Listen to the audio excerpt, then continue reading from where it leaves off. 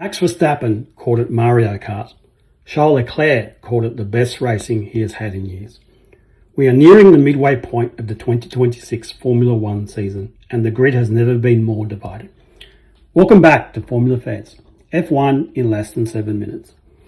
To understand why Max said what he said, you need to know the two massive problems F1 was facing just a few years ago and how the FIA responded. The first was the racing itself. Overtaking had become nearly impossible. The older cars threw out a massive wave of turbulent, messy air behind them, what we call dirty air. When a driver tried to get close and set up a pass, that dirty air robbed their car of a lot of its grip. Following tightly through corners was damaging their tyres excessively. They had to back off. The second problem was commercial. The older engines were so complex and so expensive that the world's biggest car brands simply refused to join the grid. F1 was pricing itself out of relevance.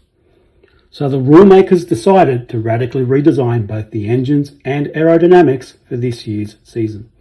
Shrink the cars to clean up the dirty air and simplify the engines to attract new manufacturers. Under the new engine formula, 53% of total power comes from the traditional internal combustion engine, known as the ICE, and that produces 400 kilowatts.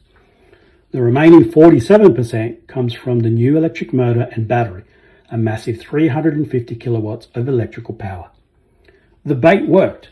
Audi bought the Sauber team. Ford signed with Red Bull. Honda committed to staying, and now we also have a new team, Cadillac. But that heavy reliance on battery power has completely changed how drivers have to operate the car, and it has caused an absolute storm of controversy both on and off the grid. Because nearly half the power is electric, drivers cannot keep their foot flat on the throttle for an entire lap.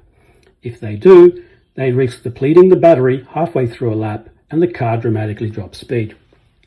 To manage this, drivers use two specific energy tactics across every single lap. The first is called lifting and coasting, or LICO for short.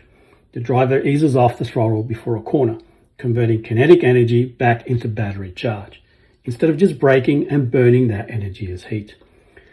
The second is super clipping. When a car is flying down a straight at full throttle, the computer intentionally cuts off the electrical power boost before the braking zone, even if a driver's foot is still pinned flat to the floor.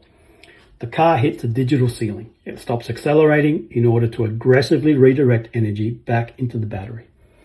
When the battery is recharged, it becomes an offensive weapon.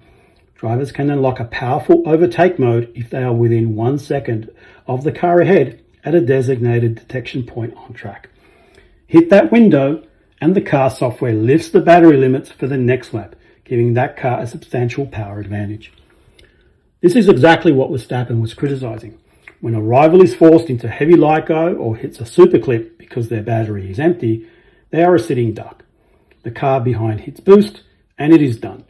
Drivers and pundits argue it is not real, skill-based racing. It is a mathematical game of who has more charge at the right second. Leclerc acknowledges that energy management is genuinely complex, but argues the smaller, lighter chassis has made wheel-to-wheel racing easier than it has been in years. Drivers can actually follow through corners and attempt bold moves rather than waiting for a straight line power boost. That chassis transformation is also just as significant. The cars are shorter, narrower, and 30 kilograms lighter. Crucially, the floors were flattened and the wings simplified, so the car ahead no longer produces much of that dirty air. The 2026 cars leave a far cleaner, narrower air wake behind them. F1 also introduced active aerodynamics, replacing the old drag reduction system, or DRS. Every car now runs fully automated, shape-shifting front and rear wings. On a straight, the wings flatten, slashing drag for higher top speed. Through the corners, they snap back, angling up to push the car hard into the tarmac for maximum grip. And here is where it gets interesting. Because of the driver backlash over excessive LICO, super clipping, and the artificial sensation in qualifying, the FIA and teams have just agreed an emergency technical revision. Over the next 2 seasons, the power split will gradually move towards 60% ICE and 40% electric by 2028, giving drivers more consistent, flat out power and making qualifying feel genuine again. The 2026 era is still forming, and we are tracking every development right here on Formula Fezz. Drop a comment. Is the battery boost system killing authentic racing, or are you enjoying the closer wheel-to-wheel battles? If you enjoyed this video, please hit like, and if you want to see more, please consider subscribing, as it really helps out the channel.